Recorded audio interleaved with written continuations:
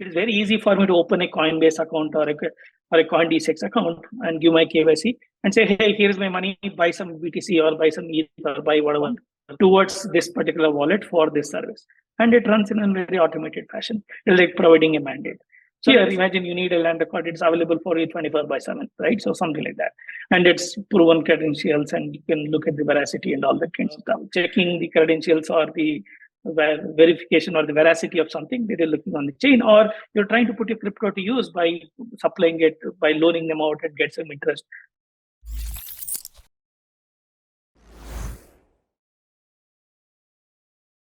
Hello everyone, welcome to the Crypto Show by Account Capture.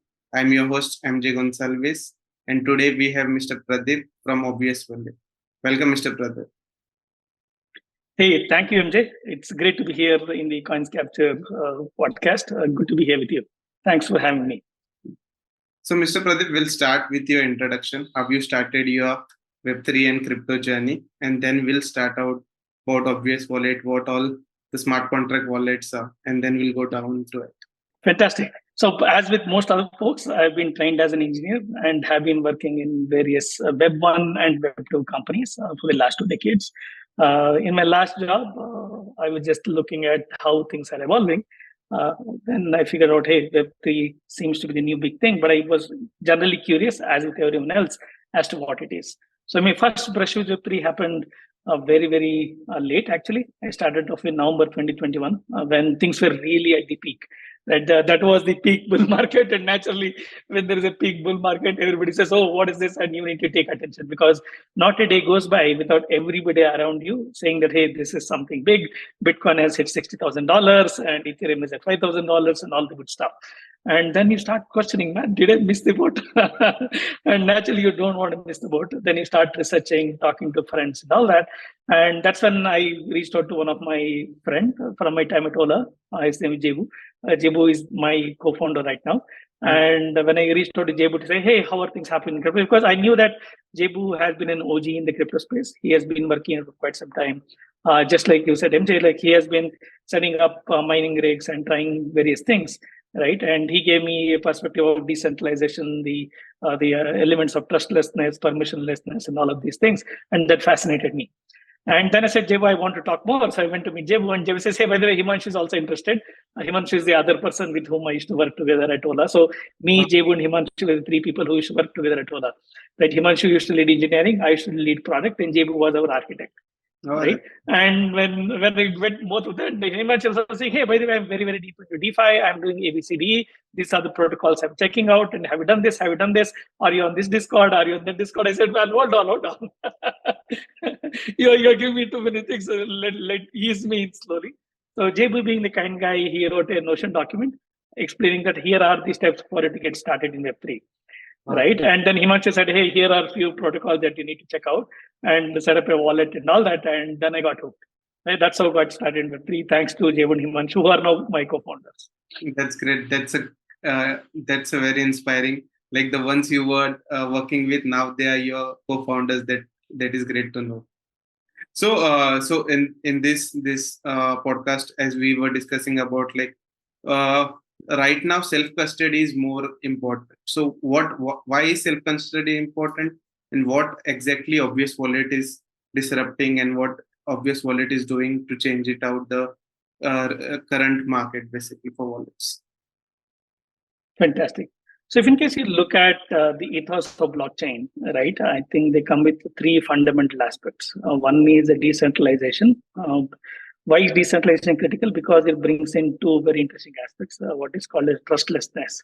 You don't want to trust any one person. You trust the network to do their job. And hence, there is a decentralized network of nodes, which essentially bring in an element of that's how the blockchain works, right? So there is a chain of nodes who essentially record something, and it's an immutable record, because once you put it in, you can't go edit it, you can't erase it. It is a permanent record of what has happened. And once the chain records it, you cannot erase it. So it's an immutable record. That essentially brings in 2 very interesting concepts. One is the trustlessness, to say, hey, you don't have to trust any particular node, because all nodes in the chain will be telling you the same truth, right? So when you take that as the fundamental concept, and the second concept is also to say, hey, there is this capability on blockchains where you can do things without permission, right? So there is no one centralized entity who has to permit you. If in case you are able to call the right APIs with the right kind of constructs, you will be able to do things as and when you want it. So that's the reason why you see the blockchain markets or the crypto markets are open 24/7. There's no downtime. There's no Saturday or a Sunday holiday. They work 24/7. They constantly work, right? So when I take both of these things, trustlessness on one side, the permissionless on the other side, the core ethos are possible in case you are able to hold your assets in a trustless manner and in a permissionless manner. So let's look at the kinds of custody that we have today. There is something called as a self-custody, which allows you to take custody of your assets by yourself. You are responsible for managing it, maintaining it, and all of that. End of the day, what are these assets? Assets are nothing but a simple record on one of the ledgers in a blockchain, right? And how do you interact with that is using a private key using which you sign. Of course, read is a public thing. Everybody can read what is there on the blockchain publicly. Hence, it's called as a public blockchain. But when you want to do any transaction right onto that, you need to sign with a private key. Right. So what essentially happens is there are two mechanisms using which you can manage your assets on the chain. One mechanism is called as a custodian mechanism. Second mechanism is called as a self-custody mechanism. In kind of a custodied mechanism, you are essentially working with somebody like a centralized exchange, like a Binance or a CoinDCX or your CoinSwitch, Kuber, and all of these things, where you're trusting them to take custody of your assets on your behalf.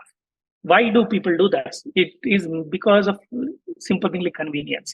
It is very easy for me to open a Coinbase account or a CoinDCX account and give my KYC and say, hey, here's my money, buy some BTC or buy some ETH or buy whatever Matic or whatever tokens you like, and keep it in your custody. And whenever I need it, I will come ask you for it. So that's the custody solution. Yes, custody solution is convenient. It makes it easy. It's the best way to get started. But then again, it has its own drawbacks. Is that it goes against the fundamental ethos of trustlessness and permissionlessness, right? There have been instances where a Binance or a CoinDCX or a CoinSwitch, Kuber or a Coinbase will go into maintenance mode. There is a maintenance window during which time you cannot operate or you cannot go and access your stuff. And of course, they have the legitimate reason. Maybe they're updating the servers or doing something. Or for example, they have got some say what we call as love letter from a regulator to say, hey, what are you doing? I want you to suspend activities or things like that. And they are bound, they are duty bound, right? They're legally bound to listen to what the regulator says. And if the regulator says, hey, stop doing something, they have to stop doing something. And we've all been through scenarios where people have not been allowed to withdraw some of their assets because of some issues that these exchanges, all of them face. So even though you own the asset, you cannot take it out whenever you want it. It is like saying, hey, you know what? I bought gold. I put it in the safe deposit locker of my favorite bank, right? But I need, for some reason, on a Sunday morning, I go there. The security guard says, sir, kal aa jao. Today is Sunday, it's holiday. Come tomorrow. Tomorrow is Monday. Yes, it is my gold, but it is in their security deposit locker. Right, so that is the custody solution. Whereas the self-custody is like you are buying a Godrej treasury in your own home and putting the things in there. Yes, it has its own issues that the safety of that is your responsibility, safeguarding that against all kinds of issues is your responsibility. But the idea is if you know how to manage it, that's the best option. That's the self-custody solution that we're talking about, which is completely in your control. Whenever you need it, you don't have to trust any party. You can do anything that you want with it at your convenience, right? So Obvious is essentially a self-custody wallet, right? All that we are enabling to do is people to manage their private key and to interact with various blockchains, right? One typical, the read and the write kind of transaction that we talked about. And also some additional functionalities like it provides a easy to view portfolio management.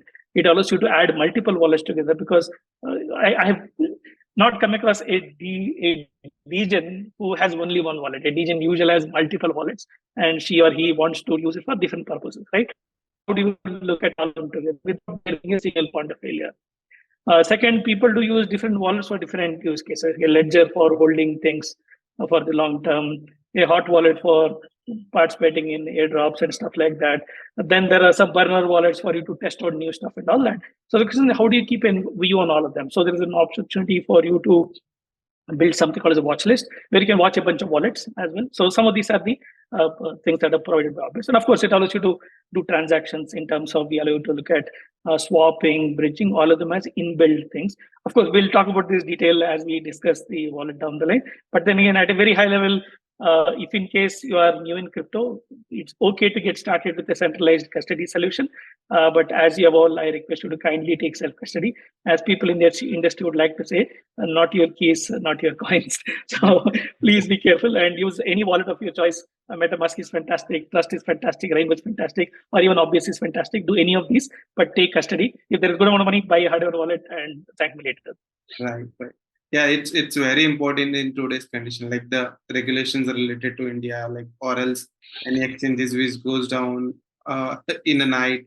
It's very important to have your self-custody.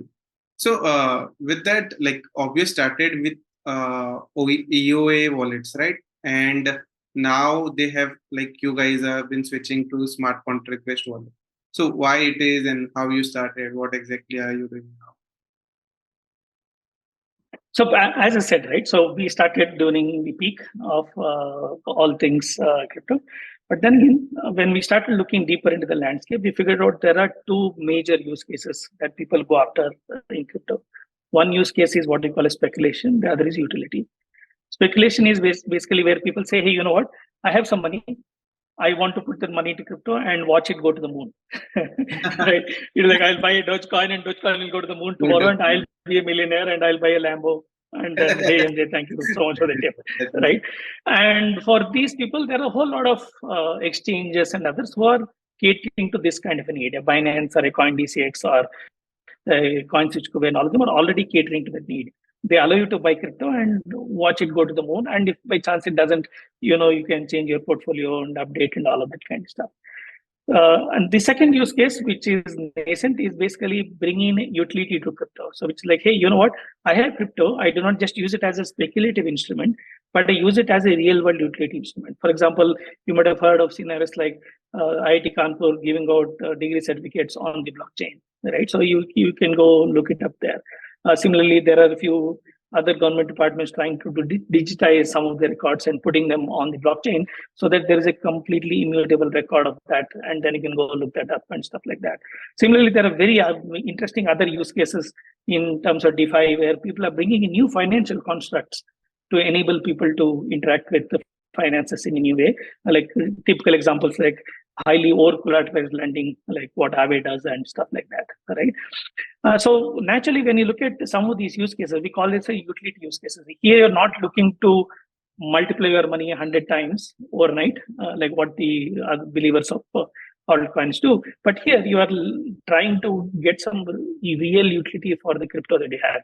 Either you're looking at, hey, checking the credentials or the verification or the veracity of something that you're looking on the chain, or you're trying to put your crypto to use by supplying it, by loaning them out and get some interest and stuff like that, right? So we definitely wanted to cater to the second one.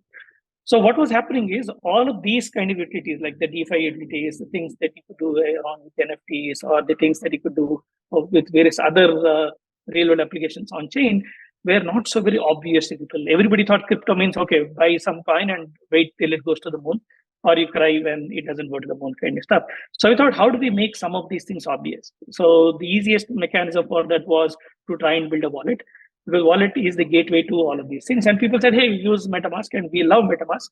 Unfortunately, MetaMask, in our opinion, is a highly developer-oriented wallet because it has its own construct of chains, tokens, and all of that you need to manually add to get things going, because MetaMask assumes that the person who is using it knows really well what they're doing. Hence, they have provided things like RPCs. You can add your own custom tokens and all of that stuff, which is why I call it as a developer-focused wallet. And unfortunately, that has become the standard because they started early and everybody is starting to learn their way around it. So we thought, how do we make things far more obvious, far more easy for people? For example, in MetaMask, for you to use multiple chains, it comes only with Ethereum chain added, right? So you need to add a Polygon, you need to add your Phantom, Fuse, Avalanche, everything by yourself. So we said, how about we take most of the popular EVM chains and make it available by default? Similarly, in MetaMask, only the base tokens are available. For you to add additional tokens, you have to import tokens. right? Or it says, of course, now they have come with, have detected these tokens, you want to enable them. So we said, why do all of that? Why don't you do the most obvious thing? Take the list of all the 7,000 or so tokens which are listed on CoinGecko, which are usually well traded and well understood, which have good liquidity, and enable support for them by default. So the idea is we are essentially making something which is obscure to become obvious, right? So don't have to worry about switching chains, don't have to worry about managing tokens and all that, and hence we built the wallet. And naturally, when we build a wallet, the first wallet which we built is the UOA because we started a year ago. And then towards the end of 2022, we started coming across the charter on account abstraction, right? And there's a whole lot of things of, oh, this is going to simplify the UX big time. This is going to bring in the next billion users in and all that. So as we started studying, we figured out, oh, it brings in some interesting constructs, right? That should make it easier for people to interact with wallets and such. And hence we built a smart contract wallet into Obvious. This just went live last month. Right, and then we have been seeing some tremendous adoption of that since then. So that's been the journey from building in UA to getting into the smart contract wallet to make things easier for the user. Great. You said something about account abstraction. I have heard about it. Like that's a hype going on in the market. I think Darlik also had recently said something related to it. So let's know what account abstraction is and like what exactly it goes around. Fantastic. So the easiest way to look at this is to look at an analogy of telephones. I don't know if you were used to the rotary telephones of the long gone era, like before 2000, when you used to go to BSNL, you used to do the dialing and all that stuff. So what did the phone do? The phone allowed you to make a call and receive a call. And the interface was pretty standard. You had to dial things. And of course, later the touch tone telephone came in where you had buttons you could press and you could do that. So yes, it is like EOA. What does EOA allow you to do? EOA allows you to look at all the things that you hold on chain, and it allows you to sign transactions on the chain. It is like a rotary telephone or a touch telephone. So compare that with a account abstraction based smart contract wallet. It has phone with programmability built on top. So what is a phone with programmability built on top is your smartphone. It's like your iPhone or an Android phone. So naturally, when you want to make a phone call, right?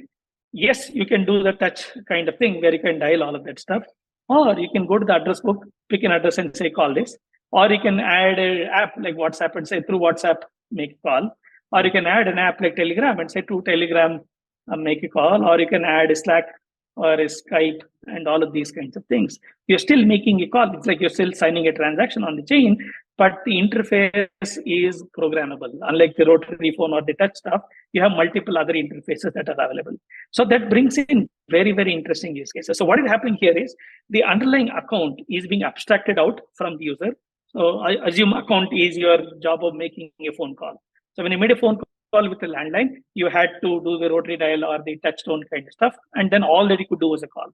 Here, what you can do is you can program that to say, hey, I will have additional apps which can sit as modules on top of that stuff. So your account is there in underneath, but you abstracted that out by building a programmability layer on top, which allows you to do a lot many more interesting things. So let me give some examples that will make this very clear, right? So whenever you want to do any transaction using UA wallet, you have to be there to sign it. Otherwise, the transaction doesn't happen. So where does this thing break? Let us say you are buying a subscription. Like every month, you are paying some $1.99 to buy a subscription. So if you are doing it with an UA, you need to go do the transaction every month on UA, right? Whereas in a smart contract wallet, you can delegate that permission to the smart wallet to say every month debit $1.99 from my account towards this particular wallet for this service. And it runs in a very automated fashion. It's like providing a mandate. So let us say you want to have something like a spending limit, right? Most of us use a debit card from a bank or understand the spending limit. You can't spend more than, say, X 1,000 rupees in a day. Similarly, you can't withdraw more than X 1,000 rupees from an ATM in any particular transaction, right? So these are transaction level limits and day level limits which are available in a debit card.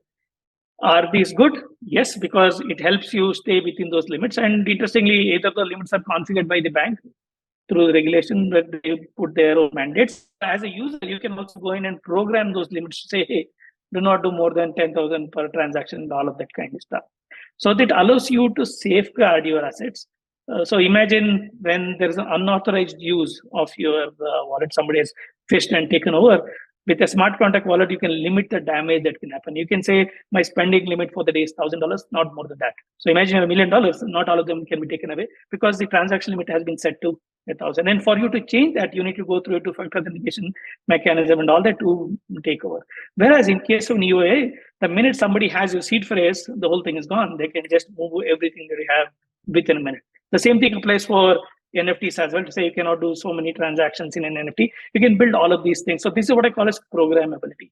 So you have an account, which is nothing but your private key, which is used to interact with the blockchain. You're abstracting that account and providing additional modules on top.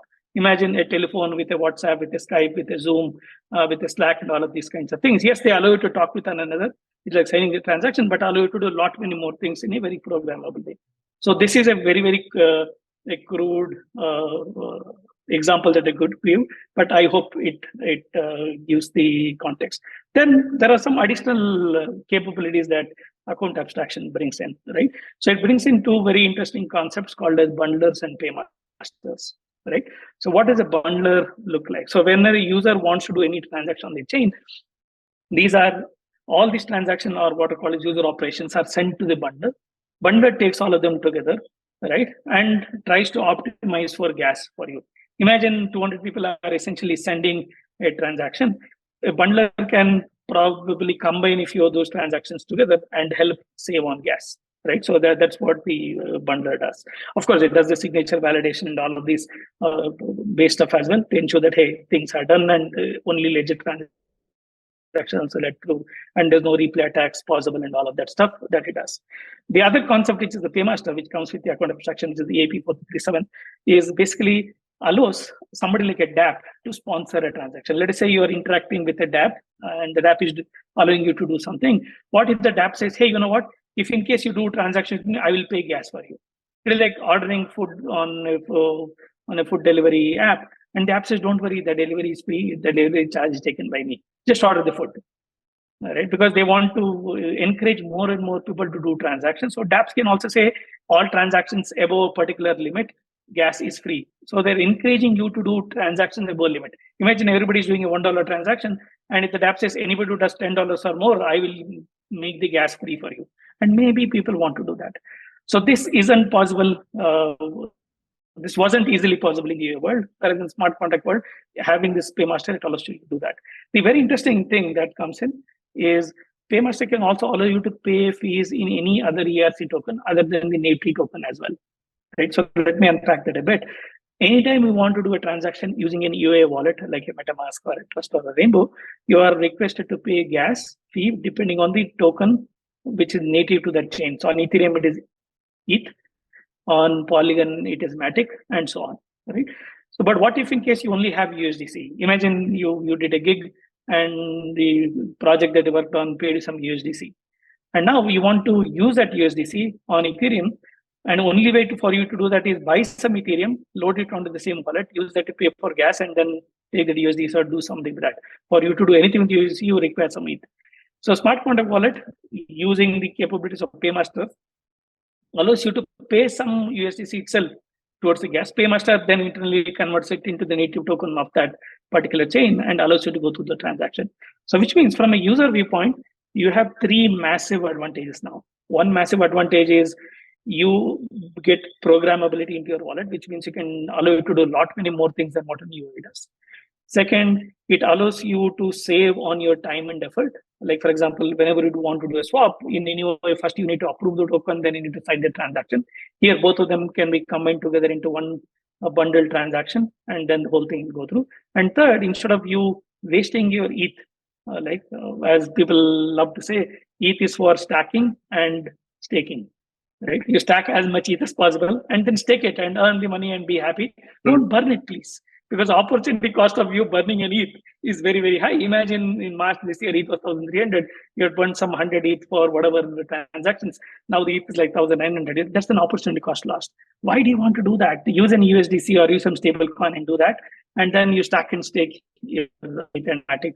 And that's the account abstraction the smart contract wallets provide. Interesting. So what do you think? What would be the vision? Like, how would account abstraction go in the crypto market, or will it be just an hype like NFTs or metaverse, or will it actually change the crypto market in coming times? I'm very confident that account abstraction will change the crypto market in the coming months, mainly because of two key reasons: convenience and safety. One, account abstraction makes things very convenient. Like as I said, with one click, you can send multiple transactions.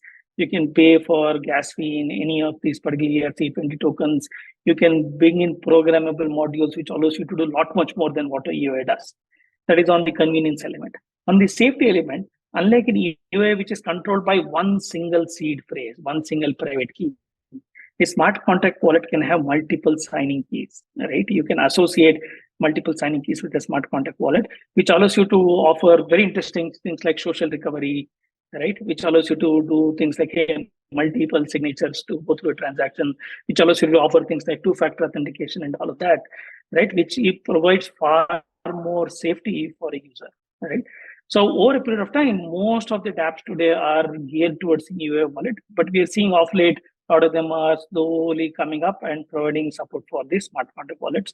And as more and more wallets start embracing account abstraction, you'll see a lot many more use cases coming in. So right now, most of the use cases require the user to do something.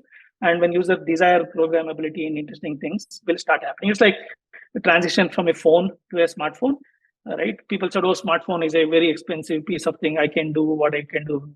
I don't know if you've heard of this very interesting interview of Bill Gates in Letterman show. Letterman asked, oh, what is the internet? And he says, I can listen to, so then he says, he's like the radio.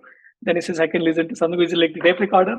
So it's like people have some of those kinds of things. But now what is happening is you are starting to see a whole lot of interesting use cases getting bundled into the smart contract wallet. Simple examples could be one-click staking, right? Cross-chain staking. You have some Matic, but you want to stake it on, let us say, some other chain rather than on the Polygon chain. So for you to do that in a regular EO wallet is very cumbersome because first you need to bridge, then you need to go there, stake and all that. So here, by bringing the element of composability and programmability, the smart contract wallet can make all of those appear as one click, right? And the beauty with that is like people like Avocado from Instead have done a phenomenally good job. And even Safe is doing an amazing job, and Obvious will also be doing some of these things. Is for a user, they don't have to worry about the concept of a chain. Right? Chain is a developer construct. For a user, it's like, hey, I got a financial primitive. It's like, I can put out a loan, I can earn some yield. That's what the user cares about. User wants the benefit.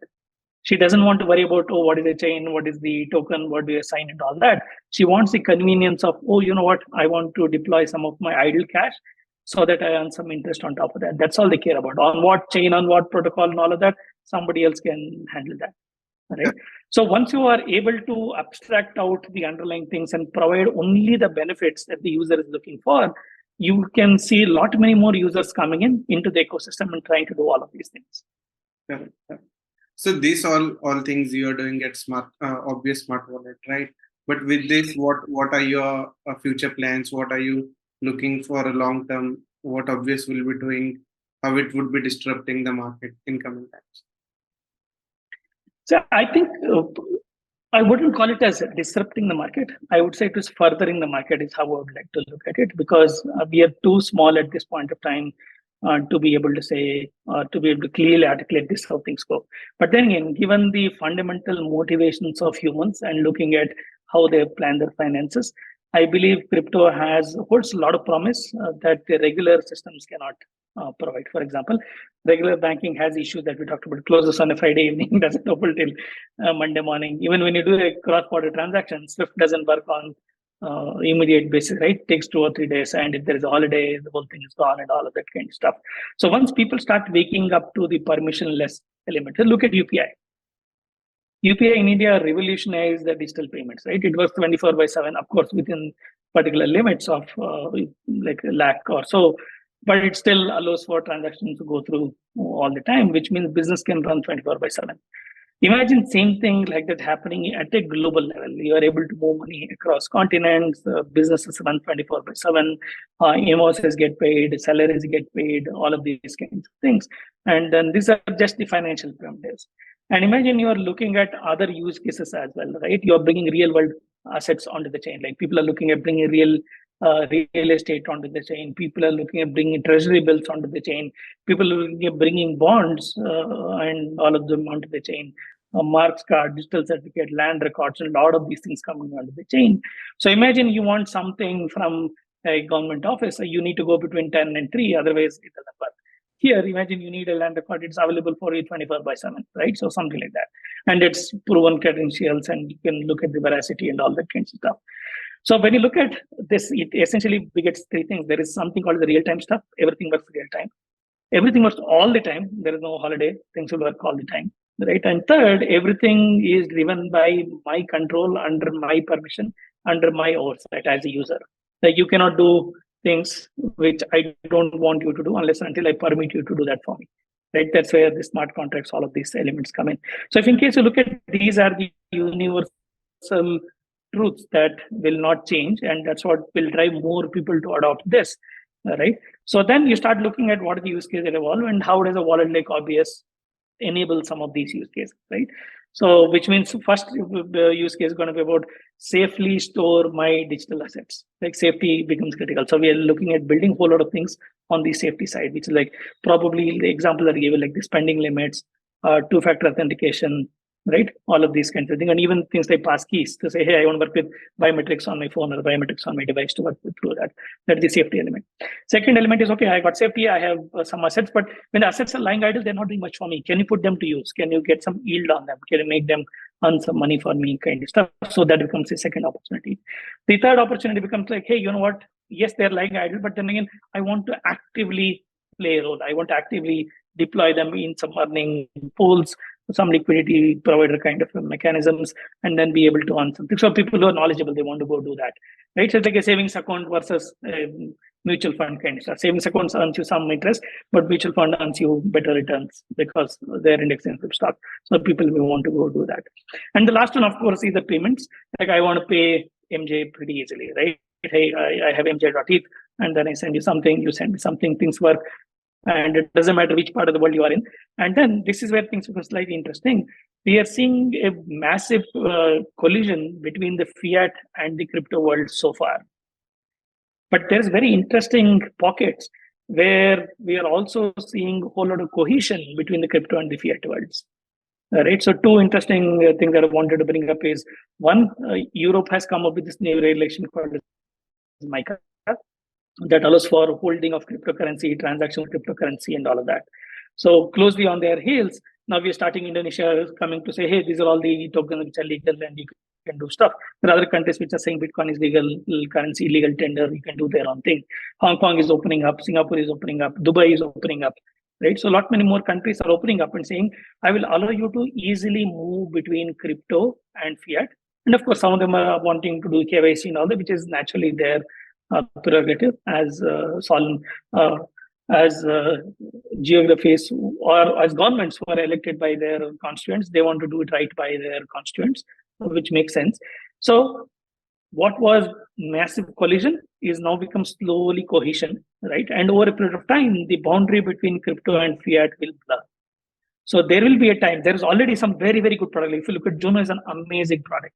What do? They allow you to hold fiat as well as crypto in the same app, right? They allow you to open a bank account in the US. They allow you to hold crypto as well. And anytime your salary comes in, they say, hey, how much should be in fiat? How much should be in crypto?